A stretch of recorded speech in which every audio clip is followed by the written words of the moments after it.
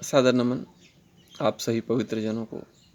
आप सभी कुशलता से रहें, आपका जीवन मंगलमय हो, आपके अंदर से सारे डर खत्म हो, आपके अंदर सिर्फ आनंद ही आनंद हो। इसी प्रयास के साथ कुछ अच्छे विषय लेकर आपके सामने उपस्थित हैं।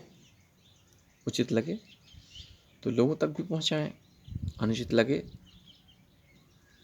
तो लोगों को बताएं कि त्यागी जी फालतू चीज़ भेजते हैं, फालतू चीज़ लिखते हैं।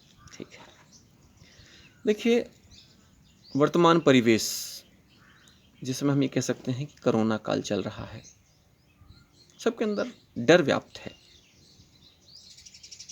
मुझे डर नहीं लगता है, लेकिन ये बात इसलिए नहीं कह रहा हूँ कि कोई अहंकारवश, लेकिन अच्छा लगता है कि जब मुझे डर नहीं लगता है और लोग डर की बातें करते हैं तो मुझे स्वयं पर गर्व होता है।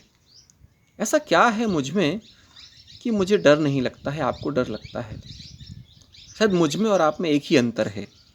जिन्हें डर लगता है मैं उनकी बात कर रहा हूँ, जिन्हें डर नहीं लगता है वे परमात्मा को समझ चुके हैं या स्वयं परमात्मा हो चुके हैं। तो मैं परमात्मा को समझ चुका हूँ, उसके मार्ग पर चल रहा हूँ। आज इस भयानक त्रासदी में, बीमारी में, जो भी नाम दे सकते हैं आप, प्रकृति प्रदत्त कहें या मानव निर्मित कहें, दोनों ही चीज़ें इसमें व्याप्त हैं। प्रकृति कब निर्माण करती है समस्याओं का? जब मानव निर्मित व्याधियां उसे परेशान करने लगती हैं। मानव ने पेड़ काटे, मानव ने अंधाधुंध ये खुदाई की, रेत निकालना, मुरुम निकालना, पत्थरों की तोड़ाई करना। आप उपयोग कर सकते थे, आपने दुरुपयोग करना चालू कर दिया। इसका परिणाम, जिस तरह से एक माँ अपने बच्चे को दूध पिलाना चाहती है, लेकिन यदि बच्चा स्तन काट दे माँ का, तो माँ को गुस्सा भी आता है और मार भी सकती है और मार भी देती है। क्यों? तिलमिला उठती उस दर्द से। बच्चे को ऐसा नहीं कि वो चाह नहीं रही है, बच्चे को चाह रही है, वो चाहती है दूध पिए, दूध पिए बच्चा, स्तन ना काटे। स्तन काटने में दर्द होता है। बहुत सारे ऐसे उदाहरण मिलेंगे आपको।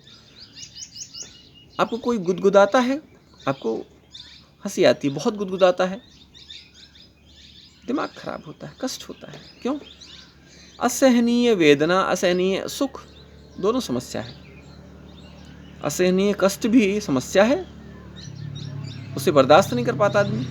किसी की लॉटरी लग गई, जिसने कभी 10 रुपये नहीं देखे उसकी 10 करोड़ की लॉटरी लग गई, हार्ट अटैक आ गया। बिल्कुल इसी तरीके से प्रकृति आपको सब कुछ देना ही चाह रही है, आपसे कुछ भी छीनना नहीं चाह रही, आपसे कुछ पाना नहीं चाह रही। प्रकृति बस कहती है मैं जैसी आई थी मुझे वैसा रहने दो, उपयोग खूब करो, उपयोग करने में कोई कमी ना करो, लेकिन दुरुपयोग ना करो, दोहन न करें हमारा। हम दोहन करने लगे। यदि हमारा कोई दोहन करता है तो कैसा लगता है?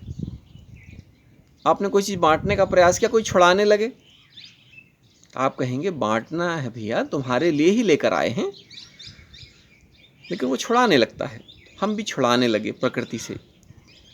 सूखे पेड़ की टहनियाँ हम काट कर उपयोग कर सकते हैं, लेकिन हम हरी टहनी ही काटेंगे।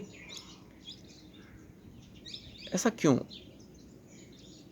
वृक्षों की छाया में, इस प्रकृति की माया में हमारे जीवन फल फूल रहा है और हम इसके बाद भी डर डर कर जी रहे हैं। तो डर को ना बढ़ाएं, अपने अंदर के राक्षस को मारें, अपने अंदर जो बुराई उत्पन्न हो चुकी उसे मारें। हम बार बार इस बात को हमेशा कहते हैं, जब तक हम अपने अंदर की बुराइयों को नष्ट नहीं करेंगे हम संसार को नहीं सही कर सकते, क्योंकि स्वयं का सुधार ही संसार का उद्धार है। अगर हम स्वयं को सुधार नहीं कर सकते तो हम संसार को भी ना तो कुछ दे सकते हैं ना कुछ पा सकते हैं, क्योंकि कहते हैं पाने के लिए भी देना पड़ता है। अनाज की हम खेती करते हैं तो जब कुछ बोते हैं तब तो मिलता है। तो हमने बोया क्या है, जो बोया है वही मिलेगा। इसलिए हम अच्छा बोएं, अच्छा काटेंगे, जितना बांटेंगे उससे कहीं ज़्यादा बटोरेंगे हम। लेकिन जब ये बात हमारे दिमाग में होगी, हम बटोरने के लिए ना बांटें, हम लेने के लिए ना दें, हम इसलिए दें कोई भी चीज़, चाहे वो प्रेम हो। हम किसी को प्रेम भी दें तो इसलिए नहीं कि हमने उसे प्रेम दिया तो वो भी हमें प्रेम दे, ना दे, कोई फ़र्क नहीं पड़ता, दे दे ठीक है।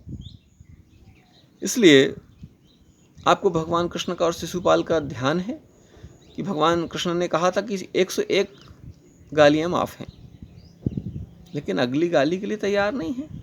बिल्कुल प्रकृति भी यही कर रही है। प्रकृति भी यही चाहती है कि तुम्हारी कुछ थोड़ी मोड़ी कमियां तो मैं सुधार करती रहूँगी। नए वृक्ष खुद प्रकृति लगा लेती है, आपको पता है, जंगलों में आप लगाने नहीं जाते हैं। फिर भी हम लोग सबसे बड़ा कारण है।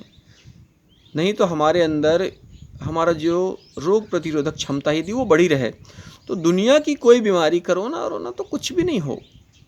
दुनिया कोरोना 10 गुना कोरोना हो जाए कुछ नहीं होगा। हमारे अंदर रोग प्रतिरोधक क्षमता होगी। हम लोग एसी में बैठते हैं, हमेशा फ्रिज का खाना खाते हैं, कूलर की ठंडी हवा लेते हैं, क्योंकि हमारे पास से हरियाली नष्ट हो गई। हमें देखिए, हम निरंतर जंगल में रह रहे हैं, हमें ना तो कोई अच्छी खान पान की व्यवस्था हो पाती है, इसके बाद भी हम स्वस्थ हैं क्योंकि मन से पवित्र हैं। मनसा वाचा कर्मणा, मन से वचन से कर्म से पवित्र होना होगा। जो मन से पवित्र होगा, वचन से पवित्र होगा, कर्म से पवित्र होगा, उसका कोई भी कुछ भी नुकसान नहीं कर सकता। बोली भद्रकाली माता की जय। जय हिंद, जय भारत, जय माता दी।